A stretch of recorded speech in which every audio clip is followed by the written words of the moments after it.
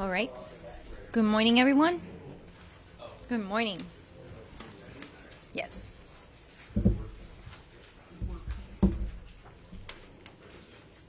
If you guys want to get a little bit closer, just a little bit closer, so everybody can be on the shot. Okay, everybody can hear me? We're good? All right. Well, good morning, everyone, and welcome to the National Hurricane Center.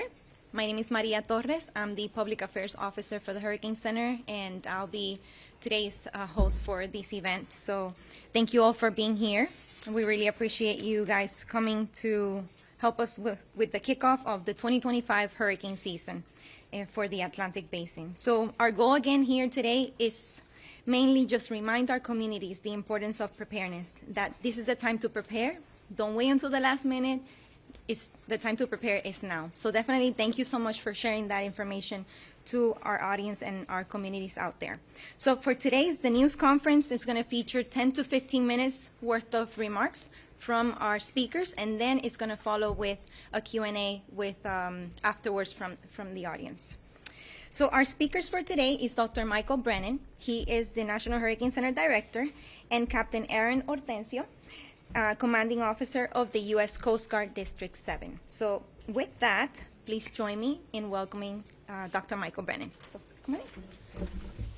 Thanks, Maria. Thanks for the introduction, and thank you all for coming, and good morning. As Maria said, our primary goal here and throughout Hurricane Awareness Week, or what really becomes Hurricane Awareness Month in Miami in May, is to raise awareness that the 2025 hurricane season is right on our doorstep.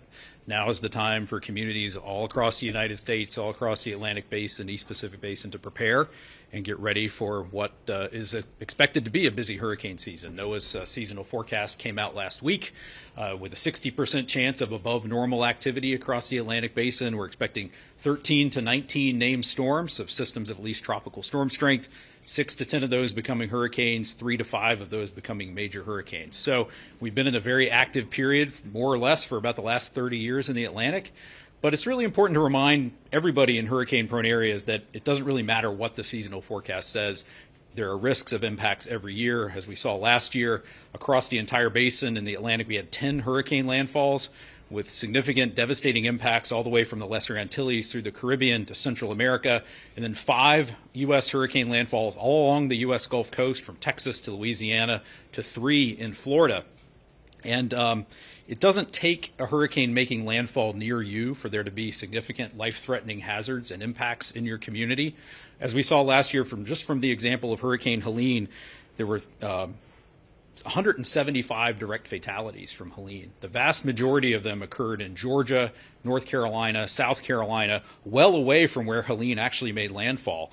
There were 95 fatalities from freshwater flooding and landslides, over 60 fatalities from wind, 14 fatalities from storm surge.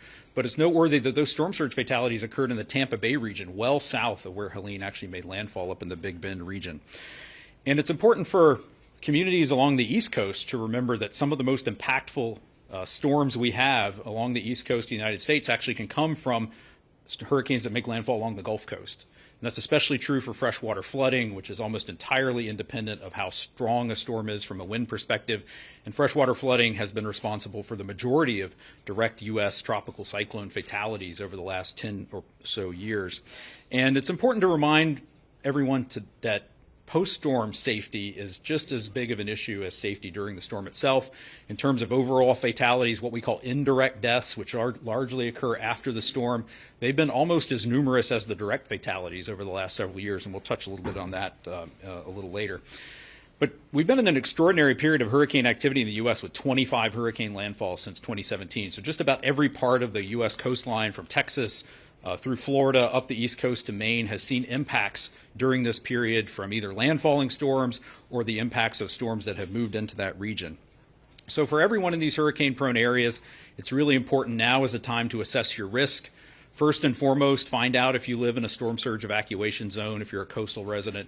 That is the key to your hurricane preparedness process and timeline and plan that you're going to put into place for yourself and your family. Because if you live in a storm surge evacuation zone or otherwise flood-prone area, you could be asked to leave your home in the event of a storm by your state or local officials. And if you are going to be asked, you need to know where you're going to go, how you're going to get there, what you're going to take with you. And it's important to remember that you only have to drive usually tens of miles, not hundreds of miles, to get out of those storm surge evacuation zones to a safe place where you can ride out the storm. And this is really important, especially for residents in Florida and along the Gulf Coast, because we can have these short fuse hurricane events that develop where we have systems form nearby, like Helene, like Milton, like Michael, like Laura. Many of the storms we've had that have been very impactful in the last few years have formed and made landfall within just 3 or 4 days. So it's important to have that hurricane plan in place for you and your family ahead of time. Strengthen your home. Know what your home's vulnerabilities are. If you live in a mobile home, you may not be able to safely shelter there during a tropical storm or hurricane. You may be asked to leave. Do an insurance checkup. Now is the time to make sure that your property and your possessions are properly insured. Think about flood insurance as an option for you and your family as well. And it's always important to have that disaster supply kit in place, not just for hurricanes, but for any disaster or hazard you or your family may face. Several days worth of non-perishable food, water, critical medicine, medical supplies that you might need, batteries, charging equipment, a battery-powered radio, ways to communicate with you and your family if you do face the aftermath of a significant storm, especially with long-term widespread power outages. It's also important, and the media here today is a big part of this, is to help people know where to find trusted information when a hurricane threatens. You want to really know now who are your local government officials, your local emergency managers who are going to be providing you information about how to keep you and your family safe when a storm threatens. Those officials that are going to be ordering evacuations and other safety preparedness information. So find them now. Follow them on social media. Know where to get that information on the web or online or through local media outlets. Follow the National Hurricane Center. We're here at hurricanes.gov. You can follow our social media. You're going to find the forecast and warning and hazard information that we put out. And you can also find information down to your local community scale from your local National Weather Service office at weather.gov. And the media is here. The media is an important part of our effort to get information to people. Find your trusted local media sources, broadcast meteorologists who know your community and know how to communicate that risk to you and your family. And most importantly, have multiple ways to get weather alerts when a storm threatens. You can enable wireless emergency alerts on your cell phone. You will get a WIA alert if a storm surge warning or hurricane warning is issued for your area. You can have smartphone apps that will warn you, NOAA weather radio, battery-powered radio, television, and it's also important to make sure that you can get alerts for flash flooding and tornadoes that can also occur during tropical cyclones. Some of the things that we're rolling out new for this hurricane season, we're going to have our experimental cone again this year that we first rolled out at the peak of last hurricane season, showing inland tropical storm and hurricane watches and warnings across the United States to better convey that inland wind risk. It was really great to have that during Helene last year, which was the deadliest hurricane from wind impacts in the United States since at least the 1960s, bringing wind hazards all the way inland into western North Carolina. We have on hurricanes.gov an experimental viewer of rip current risk information that's put out by local National Weather Service offices to help better convey the risk of rip currents for often distant tropical storms and hurricanes that can create dangerous ocean conditions. Rip currents have been one of the leading causes of fatalities in tropical storms and hurricanes in the United States over the last 10 years. And we're also going to work on improved messaging of post-storm heat risk. After Hurricane Beryl affected Texas last year, there were more than 15 heat-related fatalities. Heat after an event with power outages, no air conditioning, has become an increasing source of fatalities in tropical storms and hurricanes. So we'll be working on post-storm heat messaging to look for areas where there is that risk of excessive heat overlaid with areas that could experience long-duration power outages. I also want to mention we are going to be pushing out our lead time to get information out to the public and to emergency managers for dangerous systems that are developing near land, like Helene. We're going to be pushing some of that pre-formation forecast and hazard information out to as much as 72 hours in advance of when a storm makes landfall this year, when we have high confidence of those significant impacts. So after my overview, I want to turn it over to Captain Ortenzio. He is the Chief of Incident Management at U.S. Coast Guard District 7 here in Miami, responsible for a variety of activities, including search and rescue and just overall maritime safety from Florida through the Caribbean. They are a great partner of ours, and we provide them a lot of information to help them with their life-saving mission at sea, search and rescue, but not just at sea, but also on land after significant hurricane events. Captain Ortenzio is going to become the commanding officer of U.S. Coast Guard Station Miami next month, and invite him up here to make some remarks. Thank you. Good morning. My name is Aaron Hortenzio, as Mike passed. So with hurricane season upon us, the big things, and I think Mike already kind of hit on a lot of it, is preparedness and awareness. Being prepared, and when we're talking about the maritime environment, especially in the southeast United States, a lot of live-aboard vessels, the individuals need to have a plan of a safe haven for their boat, how they're going to moor their boat correctly, and then not riding the storm out on their boat is preferred. These dangerous storms, oftentimes the storm surge is what people underestimate, and riding a storm out on a vessel with a 20-foot storm surge is a recipe for disaster. Also, with things to note with the Coast Guard, port closure information. There's a centralized website now for port information. It's navcen.uscg.gov. So that's navcen.uscg.gov. And this is the single point for information on port status.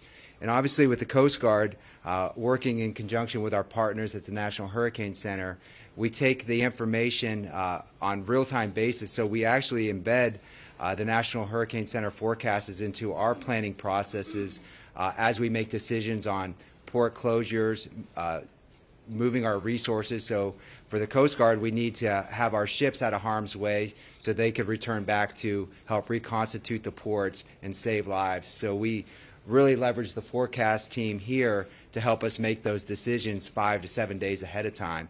Aviation, we have a lot more luxury of time with the aircraft being able to fly out, so usually 24 hours. We'll wait to see what the forecast looks like to where we're going to stage our forces. But mainly also post-storm recovery. Oftentimes the aids of navigation will be destroyed, there'll be a lot of debris, or a vessel may have sustained a lot of damage during the storm. So we advise individuals to take precautions prior to getting back underway. But an overarching goal of the Coast Guard is to save lives and protect commerce as we weather these storms at a high frequency in recent years. So standing by for any questions at this time. I'll turn it over to Maria. All right. No, thank you so much for both your remarks. So yeah, before we begin, so please state your name and your station that you're affiliated with and who you're going to be directing your question to. All right. So with that, I'll go ahead and start taking questions. Oh, yeah. Seth. Yeah. Evan Brown, Fox News. I guess for the captain, but it could be for either of you. This September will be 10 years since the sinking of El Faro. This concerns, I guess, both of you and your outfits here. That was a catastrophe that I think a lot of people felt could have been avoided. What do we know better, and that involves communication with private, commercial shipping, but how do we impress upon them, don't go near the storm even though your boat is really, really, really big? It's still not a good idea. I'm going to start. Well, from a search and rescue preparedness, obviously one of the things that have changed in the last 10 years is the ability of internet service underway. So with the access to information, decision making should be improved from a weather forecasting perspective. As far as AI, also there's a system AIS where we track vessels as they move in. And you could actually see the National Hurricane Center has a slide that they could show is when their forecasts go out, it shows the AIS traffic heeding the call of where the storm is. And I would say based on the enhanced messaging and the lessons learned from the El Faro case, we're seeing a lot greater compliance and respect for the weather forecast throughout the maritime community.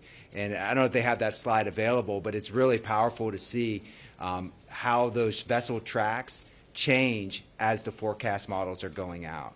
How are those available, A, to the mariners and also just the general public? Is it on a website that's easily viewable? Are you talking about the weather forecasts? No, the graphics that you're... Well, the AIS is something that AIS is a system in which vessels of greater than 65 feet that are commercial vessels, it's a transponder that broadcasts their position.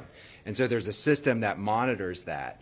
And so this is just an after-action look back of, hey, here's when the weather came out, here's where all these vessels were going. I think there's a depiction of, I think it was Beryl from last year that was going into Texas, and it showed all the vessels coming out and then all of them diverting south of the track, and then as the storm passed, them coming back in. So that, from a SAR, a search and rescue professional standpoint, that makes me very happy to see individuals heeding that information, changing their course, and then once it's safe to return back to their initial course and return to commerce, they're doing that.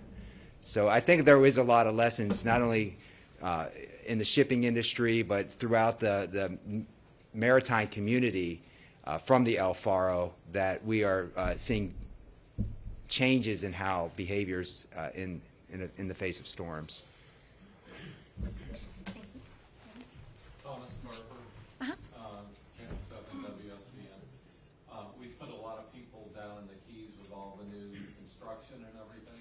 Is there any kind of a change of a contingency plan to get them out when the storms start coming in?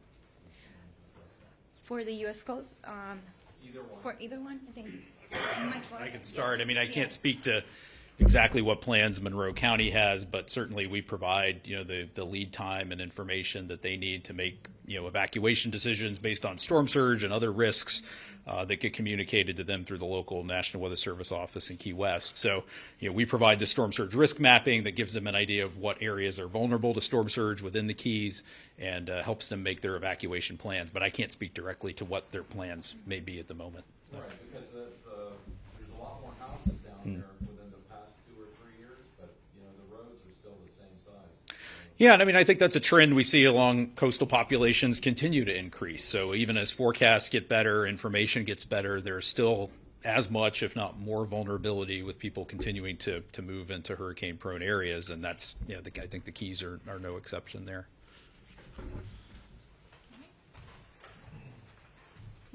Is there anyone who could address the bridges, like in mine, bridges going up and down? Would that be you, sir? Well, I can address the drawbridge. So for awareness, anytime winds are in excess of 39 miles per hour, the drawbridges are fixed down.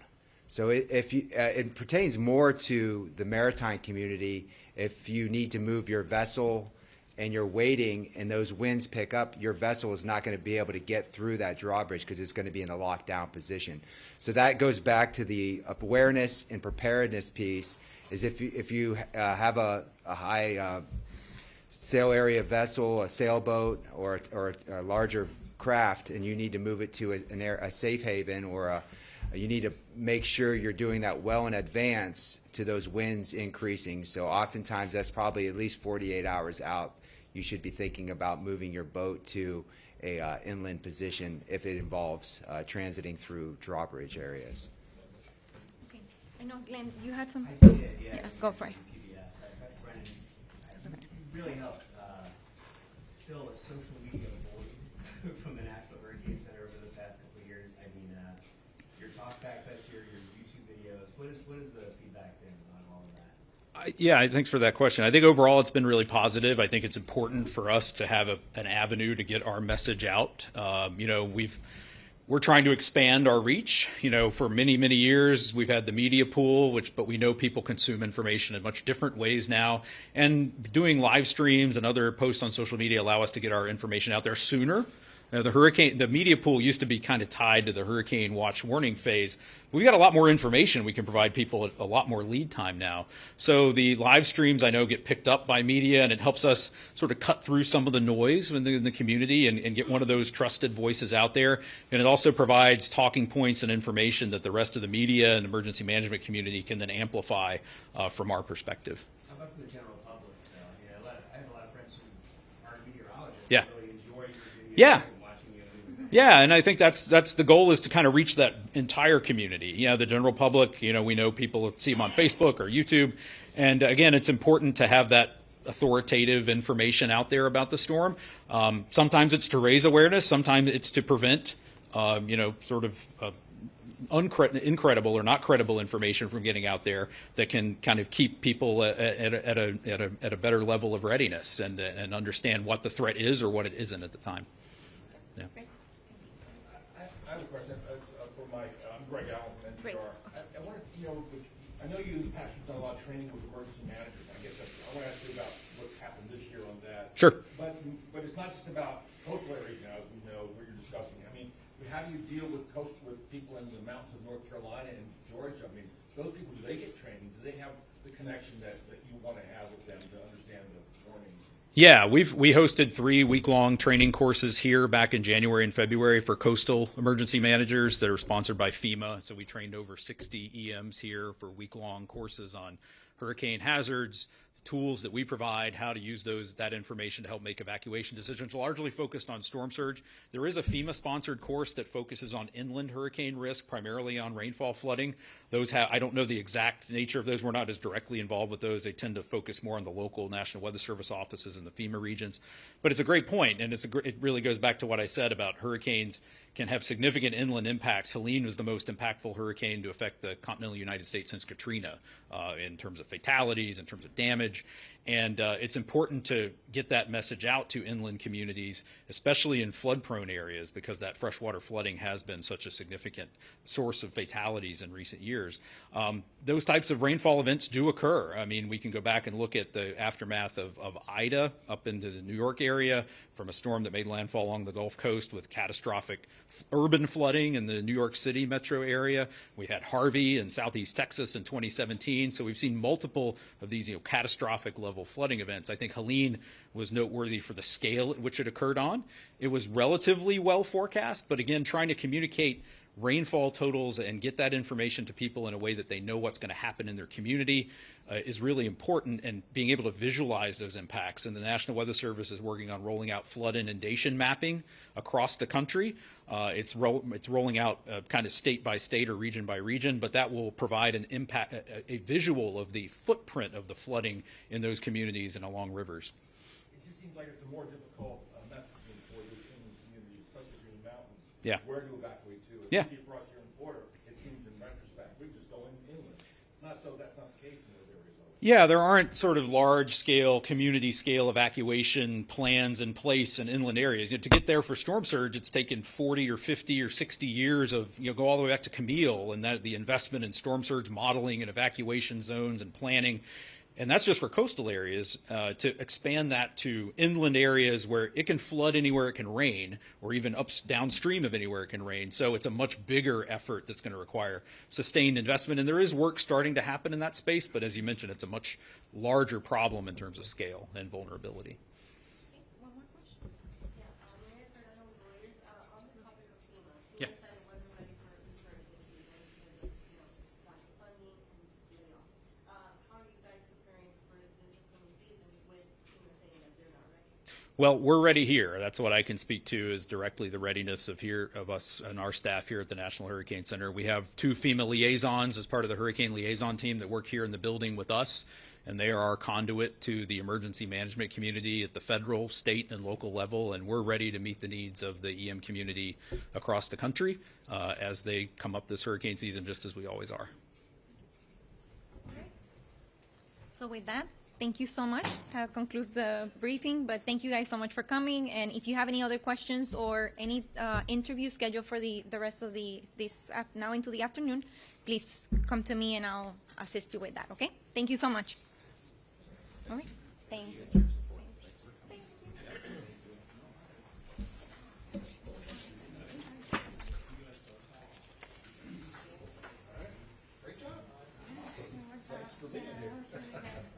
Have you done these before?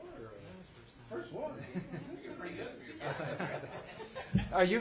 So I don't know. Are you familiar with AI? Not really, but yeah, I was just curious if you Well, it's actually, it's I powerful. maybe misunderstood. Would you like me to send it to him? That would be great. Yeah, well, Well, is that John? Oh, okay, so, okay, I can go ahead if you want. Yeah, that's fine, I'm free to, that's no problem. Okay. Oh, no worries. And Aaron's right, it's a powerful, smart, as you can see all the ships. Hurricane just comes have like the through. flight and then- traffic type of So stuff. it's like the tracking one that you put on the up here, but this is actually more of an internal. So Well, it's the same thing, marinetraffic.com, there's another website. And so this is for Hurricane Milton, from its formation, all the way until it crosses Florida. You can see the ships all getting out of the way. And it's beautiful.